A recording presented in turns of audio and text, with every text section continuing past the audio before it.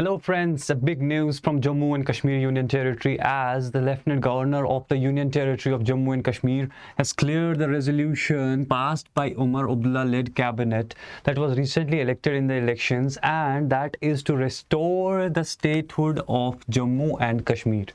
So this is a big news from Jammu and Kashmir because, as you know already, that the Jammu and Kashmir was converted into a union territory in 2019.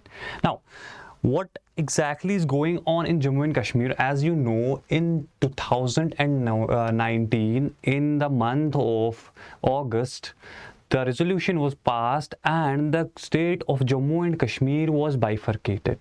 Now, what happened at that time was, if you look at the map right here, then this was the map of state of Jammu and Kashmir, and that time the state was bifurcated into two different union territories. So very important, first the bifurcation of the state in two different union territories. Number one is Ladakh and second one is Jammu and Kashmir. So this was what was done in 2019 on 5th of August 2019. At that time, before 2019, in 2014-15 elections, the government formed in Jammu and Kashmir was between Mahbooba Mufti and BJP. But now, after the elections and in 2018-19, again the coalition was dissolved, and after the president's rule for some time, the state of Jammu and Kashmir was bifurcated and it was converted into union territory. Now, 5 years since the conversion of this state into the union territory, there were no elections for about 4 or 5 years. The recently held elections in 2024 in the month of September, October. And in these elections, there was the victorious party, that is the Jammu and Kashmir National Conference, in coalition with the Indian National Congress.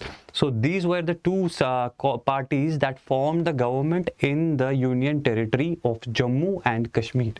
Now, after the elections and after the swearing in of the Chief Minister of Jammu and Kashmir, the first resolution that was passed was to convert the Union Territory into statehood.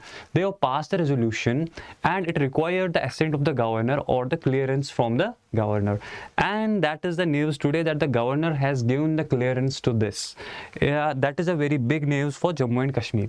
Now, how did the parliament do it in the first place? How did it convert the union territory or the state of Jammu and Kashmir into the union territory? And is it possible to convert the UT back into the state? Yes, the answer lies in Article 3 of the Indian Constitution. Now, if you look at this, Article 3 gives powers to the Parliament of India to increase the area of a state, decrease the area of a state, alter the boundary, alter the name. And it also allows the parliament to form a new state by separating territories. It allows it to form a new state. Number one, it can form a new state altogether, then forming a new state by uniting two or more states. Important, it can unite two or more states and form a one state, or it can form a state by uniting any territory to part of India. So it can alter the boundary, change the name and change this designation as well. As you can see, it is for FIDAA. This is the mnemonic, if you want to remember, for the Article 3, where it can form a new state, then increase the area, decrease the area, alter name and other things. So this was the article that was used to convert the state of Jammu and Kashmir into the union territory.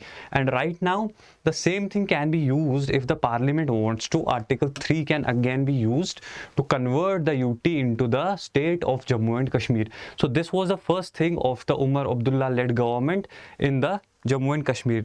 If you look at the recent polls in Jammu and Kashmir, this is the distribution of the these seats that are there. Jammu and Kashmir National Conference won 42 seats and BJP won 29. So to make a government or get in the majority, they had to cross the mark of 45. the coalition between the National Conference and Indian National Congress led them to around 48 seats. So they were in majority, the coalition was in majority, and that led to the formation of the government.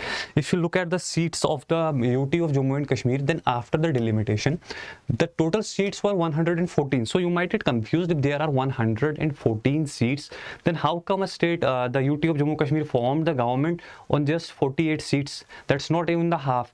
But the fact that 24 seats are reserved for the territories that are occupied by Pakistan or the Pakistan occupied Kashmir. The 24 seats are reserved for that. So only 90 seats were there that were contested in the election, and the in the UT of Jammu and Kashmir and the National Conference and Indian National Congress emerged as victorious. So that was about the elections, and now that is the first resolution passed by the Umar Abdullah led government. So it depends on the parliament now if they can convert, if they want to convert it back into the state or not. So that is all about this news today. Hope you like it. So if you like it, do like, share and subscribe. See you. Bye bye.